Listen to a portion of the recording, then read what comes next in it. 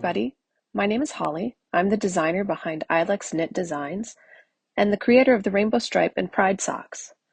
Today I'm going to show you how to work Intarsia in the round when you have multiple contrast colors. This technique is used to achieve the color blocking in both of these patterns. Here I have a few rounds already worked and I'm ready to begin my contrast colors. You'll notice I've already whipped up 3 different bobbins of contrast colors with my pink, yellow, and purple bobbins.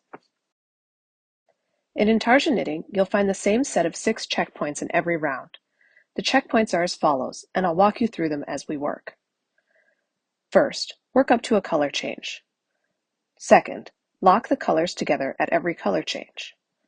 Third, work until the point where there is no working yarn available. Fourth, turn and create a provisional loop. 5. Work the wrong side as instructed until you reach the provisional loop on the other side. And 6. Gently snug the provisional loop, turn your work, and work back to the beginning of the round. The technique is only slightly different in the first round, so I'll show that first. However, the checkpoints are the same.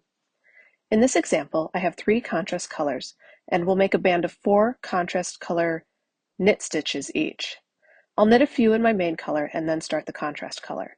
This is checkpoint 1, work up to a color change. Since I'm beginning a new contrast color, I like to lock the new color with the working color 1 stitch before I'm ready to use it.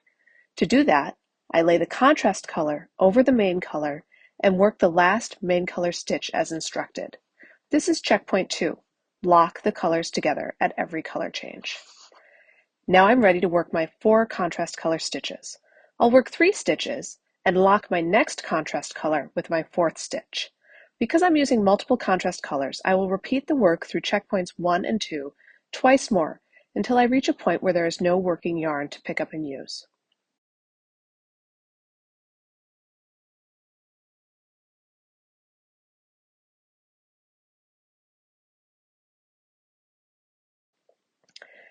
Here I knit 3 stitches in my second contrast color.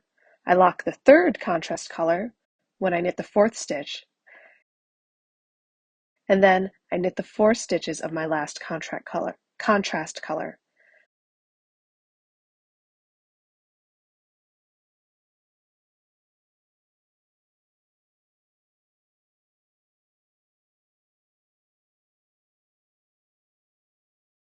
I've now reached checkpoint 3, where I've worked to the point where there is no working yarn available. Next, I turn my work and lay the main color working yarn over the contrast color yarn I just finished working with. This creates a loop. On my first stitch with the contrast color from the wrong side, you'll see that the main color is caught in a loop that's slippable, which I'll talk about more in a moment. This section is the longest and comprises checkpoint 5, working the wrong side as instructed back to the provisional loop.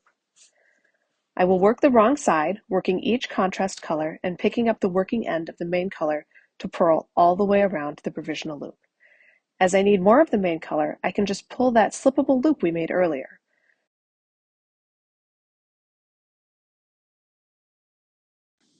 So I've completed my first purple stitch, locking the main color in, and I'm now in the middle of checkpoint 5. I'm going to purl the last 3 stitches of purple, and now I'm at a color change, so I'll make sure the purple, which I'm stopping, is laid over the pink, which is the color I'm starting, so that they're locked together in the fabric. I'll purl 4 with my pink,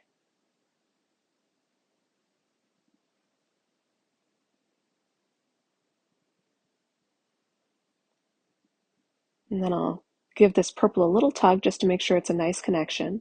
I'm stopping the pink and starting yellow, so I'll lay the pink over the yellow, and then when I lift the yellow up to purl, the pink will be caught in a loop, and those 2 colors will be connected.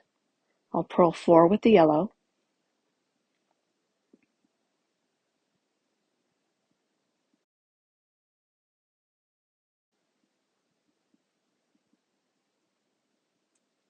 I'll give the pink a little snug just to make sure it's a nice connection.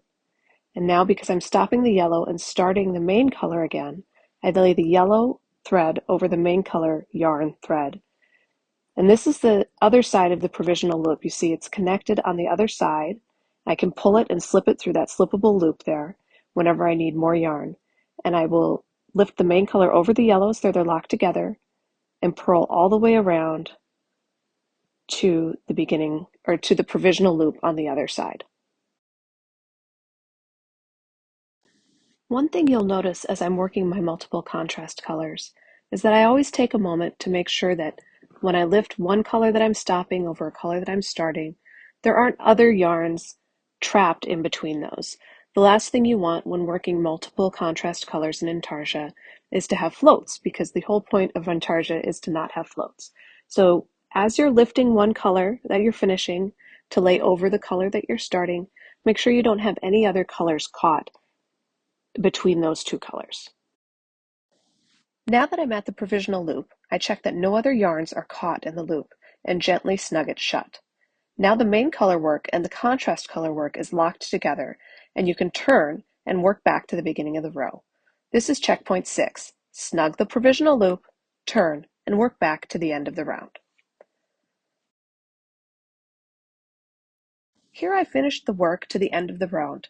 You probably noticed that every time you've completed the 6 checkpoints, as I just demonstrated, you will have created 2 full rounds of work. For each of my Intarsia instructions, 2 rounds of work are created. Okay, now that we've talked through it, let's do it. Here I'm set up with my bobbins out of the way, and I'm ready to knit my main color. I'll knit the 4 main color till I get to the first color change. I'll lay my main color over the contrast color I'm starting, over the yellow, and then I can knit 4 with the yellow once I've trapped that main color in the yellow loop. So now I knit 4 with the yellow. I'll lay my yellow yarn over my pink yarn next, making sure that I don't catch any other colors. And then once I'm sure that there's no other colors caught in there, I can knit my 4 with my pink to the color change. Now I lay my pink over my purple working yarn, again making sure no other colors are trapped in there, and I knit 4 with the purple. This takes us to checkpoint 3, where there are no other working yarns available.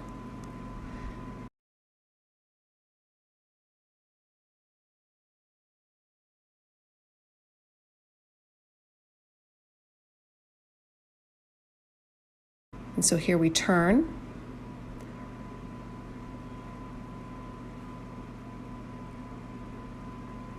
making sure all of my yarns are coming with me.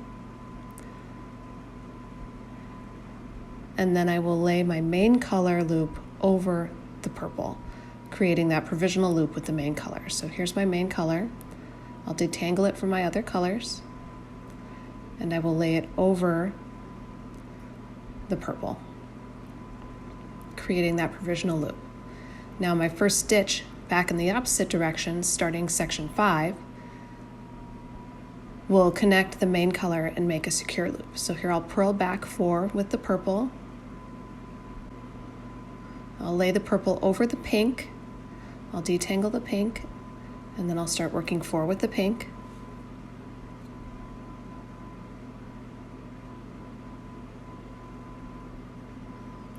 I'll lay the pink over the yellow, and then I'll purl 4 with the yellow.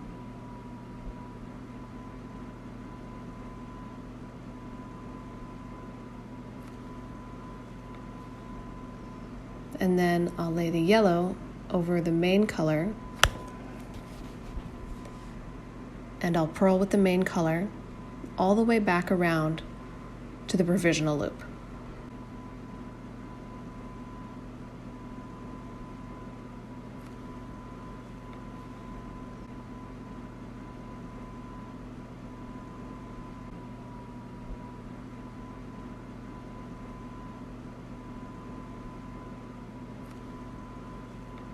Once I've reached the provisional loop, I check for yarns inside the provisional loop, and I gently snug it shut.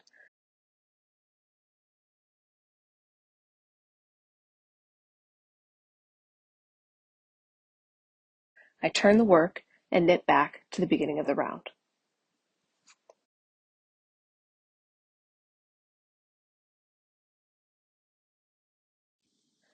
That's it! I hope this tutorial has helped introduce you to knitting Intarsia in the round with multiple contrast colors. If you're looking for a fun pattern to try out the new technique, check out my rainbow striped socks or the pride socks patterns at ilexknitdesigns.com.